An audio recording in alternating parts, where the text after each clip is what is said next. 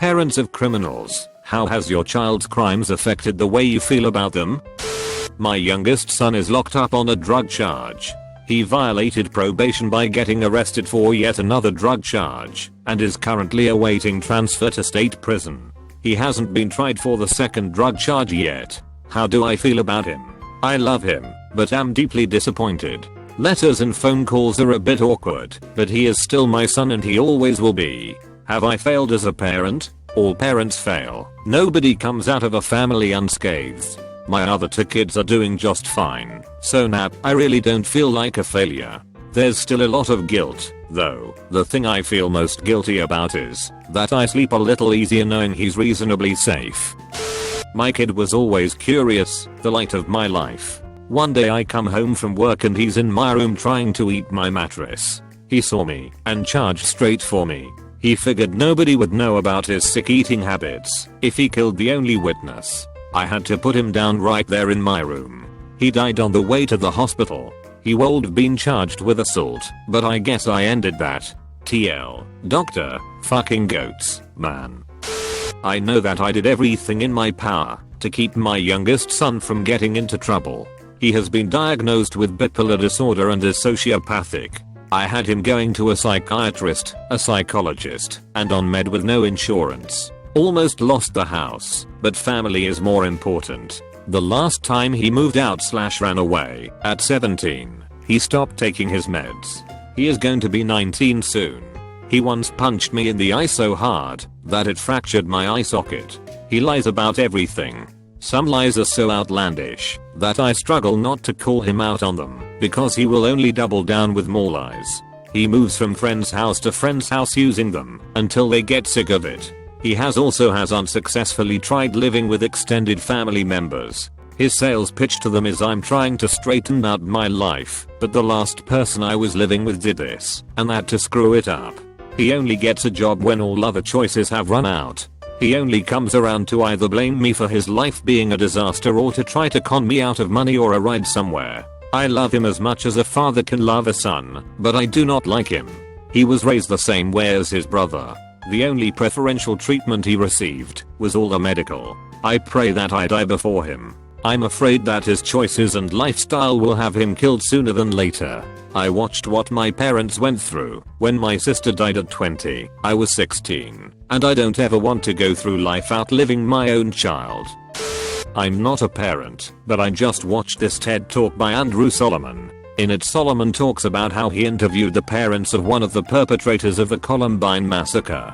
The mother said this: "You know, when it first happened, I used to wish that I had never married, that I had never had children. If I hadn't gone to Ohio State and crossed paths with Tom, this child wouldn't have existed, and this terrible thing wouldn't have happened. But I've come to feel that I love the children I had so much that I don't want to imagine a life without them. I recognize the pain they caused to others, for which there can be no forgiveness, but the pain they caused to me, there is," she said. "So while I recognize that it would have been better for the world if Dylan had never been born, I've decided that it would not have been better for me."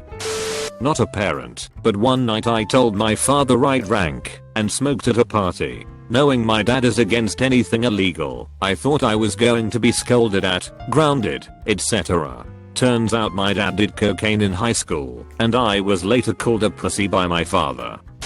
I have talked fairly extensively with my great aunt about her daughter who is now in prison. She is heartbroken that her daughter is in the situation she is, but would agree with everyone that she deserves to be in prison and that it is probably best for her. After many years of alcoholism and no attempted rehab, her daughter drove the wrong way on the highway twice, the second time killing a 9-year-old boy. So obviously there was no intent to murder anyone, but a repeated decision to not fix her problem resulted in an unimaginably terrible accident. For this reason my great aunt still loves her daughter very much and visits her often, but of course is devastated at the poor choices she made. That said, she talks about how she frequently struggles with the idea that it was her fault and all the turmoil that comes with that. To make matters worse, my great uncle has disowned his daughter and berates my great aunt for even visiting her. Despite this, my great aunt does her best to maintain a relationship with her daughter and encourages others to visit/write to her as well. The worst part is, her daughter is devastated and depressed over her mistakes and desperately lonely and unhappy, with no chance of parole or freedom for the next 23 years. Thought this was somewhat relevant. Note, I refer to my great aunt's daughter impersonally because I have never met her. My great aunt is the epitome of a loving kind aunt, and we are pretty close because of this, but I never met her daughter since she was never around. Well, I'm not a parent, but I'm still parenting. I'm one of 6 kids, and the third kid got twice on heroin in 1 week, ended up in the hospital both times, and then was arrested for possession of meth a few days after she was released from the hospital. The whole thing seemed sudden, but we realized that we were oblivious. I knew she was doing molly, shrooms, and smoking weed, but I never thought she would move on to heroin and meth. I was in her room one day, using her computer, and saw a box of pills. I googled all of the identifiers on the pills, and realized they were opiates. I took them to my parents, and tried to tell them she was doing serious shit, but I was pretty much ignored. It wasn't until we got a call from her friends saying that she had seen my sister shooting up heroin that they actually became concerned. They forced her into rehab for a few months, and when she was released, that's when she relapsed and started odding, and then was arrested.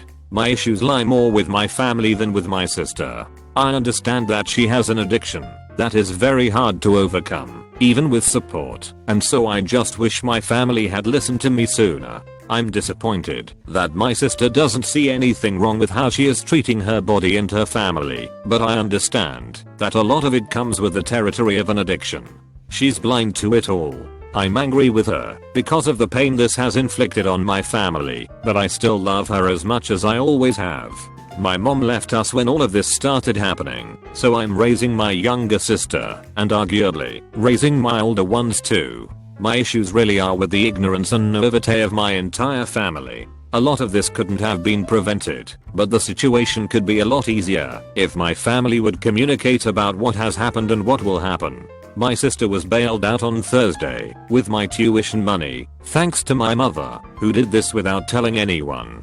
TL. Doctor, my sister was just in prison for possession of meth. Sometimes you have to accept the situation for what it is, and realize that the person doesn't understand what they've done has affected everyone around them. I'm disappointed and angry, but I still love her. Well, not a parent, but at our orphanage a boy named Tom turned out to be a mass murderer. You would have never suspected it from him though. Sharp boy, polite and amazing grades. My aunt could make millions for the DARE program.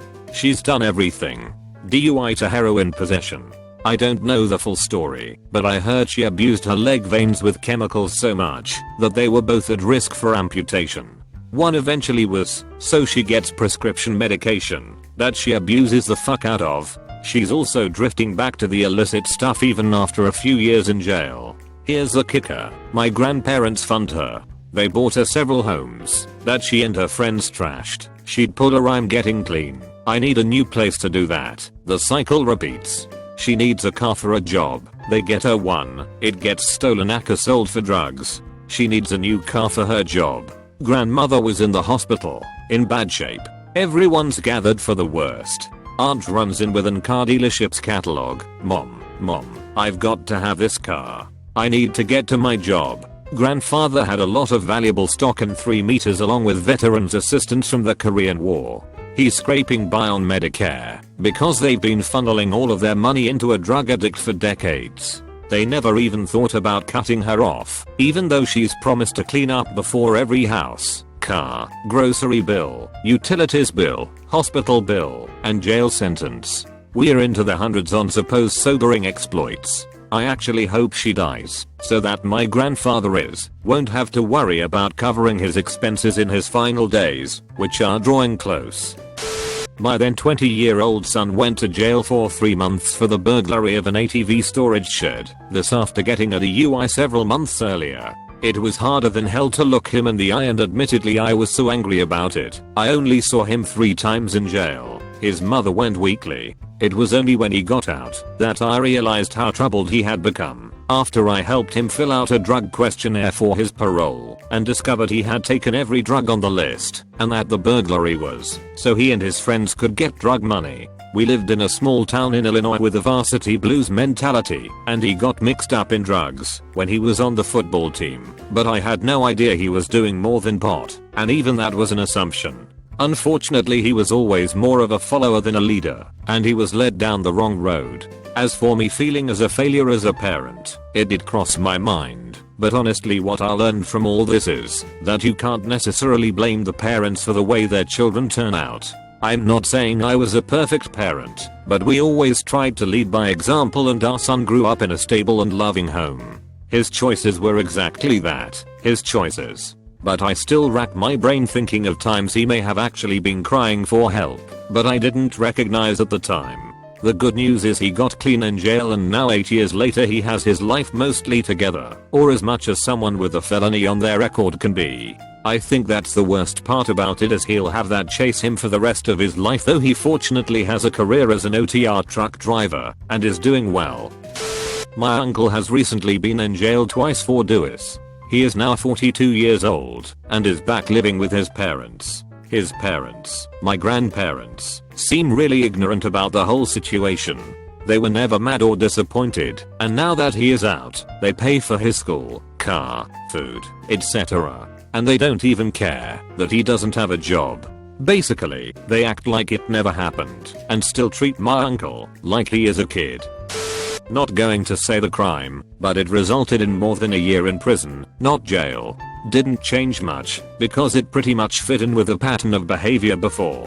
Still love the kid, just don't trust him anymore. Where I might, before, have sided with him. If someone said something bad about him, I'm not really willing to give him the benefit of the doubt anymore, and I tend to believe that person's story, rather than my own kids, all else being equal. This will likely get buried, but figured I'd comment anyway. To start, I'm 32 now. I was a terrible kid. Arrested for possession, stole things, drank all the time. Basically gave my mother hell from 12 to 20. She was a single mother, raising me and my brother, and she did her best. I'd have never admitted it at the time, but she really did. She always says now that she feels she failed as a parent, but she never did. She did the best she could with what she had, and I won't change a thing. All of those tired lines you hear from people, one day you're going to realize all I did for you, and you're going to look back on this one day and realize why I did this ECT. It's all true. Every word. Looking back on it all, after I put myself through college, and I'm raising a 10-year-old autistic girl as a single parent, I truly realize how tough my mother had it, and God bless her for it. I was a terrible kid, and she always loved me. I tell her every time we talk about how terrible I was, and what a good job she did. She cries. Every time. So I guess to answer the question, your family always loves you, but they often feel failure and frustration, because nothing they ever told you worked, or you didn't listen. And I'd imagine they feel a bit helpless. When it comes down to it, you simply can't control people. You can only hope to guide them into making a good decision. My sister, who I don't talk to anymore, is in jail on drug charges. Apparently she took off a house arrest bracelet and said she'd rather be in jail. My parents still hold out hope that she'll magically change. I have mourned the loss of the sister, that she was pre-drugs and prostitution. I pretty much expect a call that she owed it or something similar within a year of her release. Call me cold-hearted, but she's done enough to the family. I won't sit by and expect her to suddenly become an upstanding citizen. Not a parent, but I grew up watching my mom destroy her life with drugs. We've had our fights. I've ran away, told her the meanest things anyone can tell anyone. I've seen her overdose, and at her lowest point with drugs, but she's always been my best friend.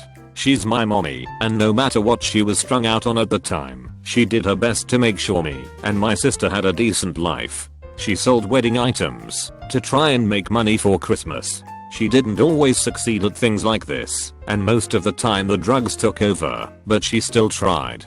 Eventually, the drugs got her. She passed away a few years ago, and I miss her. I miss her more than words can say, and so does the rest of my family. Even through all her worst times, we still loved her and cared about her. We were disappointed, pissed, upset anytime she got really bad or ended up in jail again, but she was still our mom, wife, daughter, sister, whatever. She can't hurt herself anymore though.